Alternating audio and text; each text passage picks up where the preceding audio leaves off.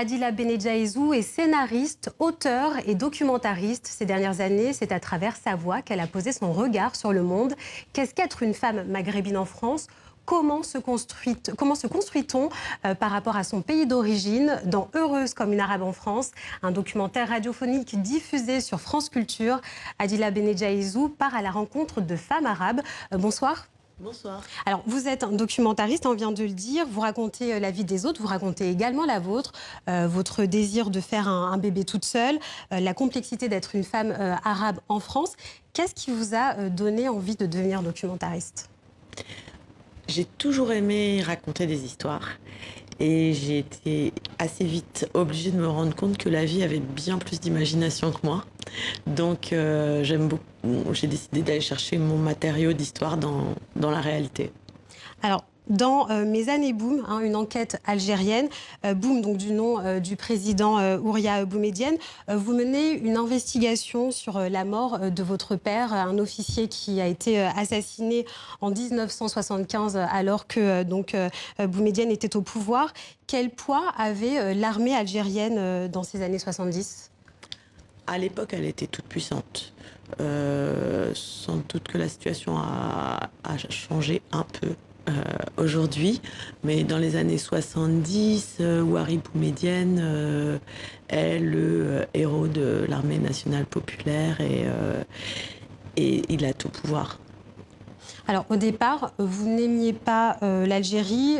2 ans après l'assassinat de votre père, votre mère part avec vous pour la France. Vous êtes élevé par votre beau-père également, Richard, votre beau-père français. Vous êtes né en Algérie. Votre rapport à ce pays s'est construit dans la douleur ? Dans la douleur, non, mais plutôt dans le déni. C'est-à-dire que du jour où on est arrivé en France, c'était un peu comme si l'Algérie n'existait plus. On y est très peu retourné en vacances et en réalité, j'y ai même pas mis les pieds entre l'âge de 11 ans et l'âge de 26 ans, âge auquel j'ai décidé d'y retourner. Et donc, quand vous dites que ça s'est construit dans le déni, finalement, la présence de l'Algérie au quotidien, dans votre vie, elle était absente ? C'était très peu présent, oui. Bon, alors, on est une famille mixte, donc de culture française et algérienne, et on vivait en France, donc un peu naturellement, c'est la culture française qui s'est imposée, mais je pense qu'en ça, notre famille, elle subissait le manque de légitimité que pouvait avoir la culture algérienne en France. Alors, vous dites avoir eu du mépris pour l'arabité dans le podcast Heureuse comme une arabe en France. Qu'est-ce qui vous a fait rejeter cette identité ?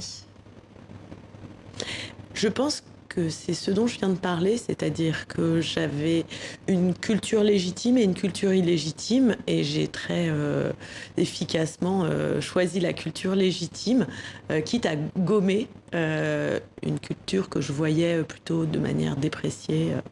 Alors, comment vous avez gommé cette culture-là Alors, ça a commencé par la langue. Quand je suis arrivée en France, je parlais arabe et français couramment. Et à la maison, on ne parlait plus que le français du jour où on est arrivé en France. Et j'ai oublié cette langue. Donc je ne parle plus cette langue que j'ai parlé couramment pendant les 5 premières années de ma vie. Vous expliquez que votre processus d'auto-décolonisation est en cours pour la langue, pour la culture, au travail. Auto-décolonisation, c'est un mot fort. En quoi vous avez été colonisée ? J'ai été colonisée dans ma tête, c'est-à-dire que à un moment je dis également que dans ma tête il y a un couple mixte, il y a un colon et un colonisé, justement par cet effacement de la langue, cette dépréciation de ma culture d'origine. Et parce que je vis dans une société qui a une histoire coloniale, donc il y a des valeurs héritées de cette histoire coloniale et je baigne dedans. Donc j'ai par exemple mon physique est déprécié dans la société dans laquelle je vis, mon histoire elle n'existe quasiment pas, et donc moi comme je vis dans cette société-là, je transporte toutes ces choses avec moi. Donc, par exemple, avoir les cheveux bouclés comme vous les arborez, c'est pas un critère de beauté occidentale, en tout cas vu comme tel, c'est ça, ça a participé à votre construction, tout ça? Absolument pas. Sans doute que ma chevelure est le dernier endroit où Où j'ai vous êtes... où j'ai gardé une fierté maghrébine. Je les ai jamais lissés, mais il y a énormément de femmes maghrébines qui se lissent les cheveux, qui se les décolorent. Et ça, c'est pour répondre à des canons de beauté proprement occidentaux. Alors, il y a le cliché de la beurette en France. Est-ce que déjà vous pouvez nous expliquer qu'est-ce qu'est une beurette? Une beurette, initialement, c'était un mot qui désignait des jeunes femmes d'origine maghrébine dans les années 80. C'était le féminin du beurre. Mais comme on peut l'entendre avec le suffixe «-ette», c'était des petites jeunes femmes maghrébines. Et donc, de la beurette, on voulait faire un peu on va dire, un modèle d'intégration. Ce mot a traversé les années et aujourd'hui, il se trouve il désigne une catégorie de films porno et catégorie qui est extrêmement demandée sur les sites pornographiques en France. Alors, en quoi cette image de la beurette, elle a eu des répercussions en fait sur votre manière de vous positionner dans la société?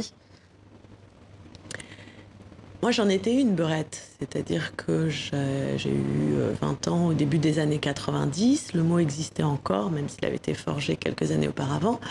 Et en fait, je fais partie de ces jeunes femmes d'origine maghrébine qui ont eu une proposition de cooptation de la part de la société française, ou en tous les cas de la société dominante.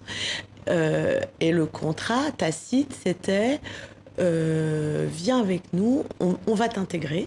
Tu es intégrable, mais pour ça, il faut justement que tu oublies ton passé, tes origines, ta famille éventuellement. Alors, on l'a dit, vous êtes scénariste. Vous avez participé à l'écriture d'un téléfilm en France qui s'appelle Aïcha. Ce téléfilm, on vous en a beaucoup parlé quand vous avez fait votre documentaire radiophonique. En quoi il véhicule, par certains de ses aspects, un cliché sur la femme, enfin des clichés sur la femme arabe?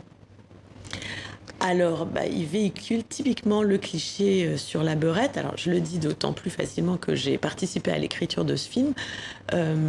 Et ça a été ça, mon travail d'auto-décolonisation. C'est-à-dire que j'ai pu me rendre compte que j'avais contribué à un discours dominant. Et en gros, Aïcha, c'est la jeune femme qui vit au-delà du périphérique. Et on sait bien qu'au-delà du périphérique, pas de salut. Sa seule manière de s'en sortir, c'est de venir à Paris, donc dans les centres-villes, rencontrer un Français bien blanc, aux origines bien claires, et de se sauver par le mariage mixte. Alors, vous utilisez le mot arabe, heureuse comme une arabe en France. Vous n'utilisez pas le mot maghrébin et pourtant il recouvre des identités différentes. Pourquoi ne pas avoir choisi le mot maghrébin et avoir du coup préféré celui d'arabe pour vous désigner? Parce que je voulais partir du cliché, et le cliché, c'est la femme arabe.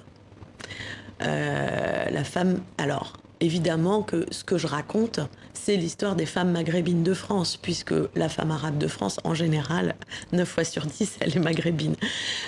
Mais tous les clichés qui pèsent sur elle et qui viennent depuis des peintres orientalistes qui ont commencé au 19e siècle jusqu'à la beurette aujourd'hui, ce sont des clichés qui concernent la femme arabe. On ne parle pas de femme maghrébine ou de femme algérienne ou de femme marocaine.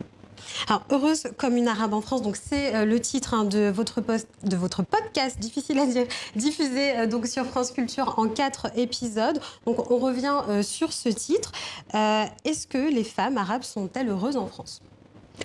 J'ai posé la question, je suis bien incapable d'y répondre. Et vous, du coup? Moi, je suis très heureuse en France.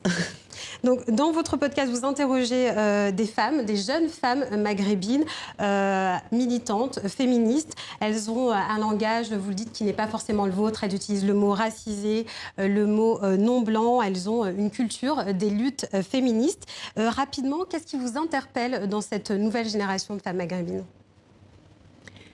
Je les trouve assez épatantes et très mûres. C'est-à-dire qu'à leur âge, j'avais pas le quart du tiers de leur culture politique et de leur regard sur elles-mêmes. Elles m'ont appris beaucoup de choses et je pense qu'elles en ont encore beaucoup à m'apprendre. Je rappelle le nom de votre série de podcasts Heureuse comme une arabe en France, à retrouver sur France Culture. Adila Benedjaïzou, merci. Merci.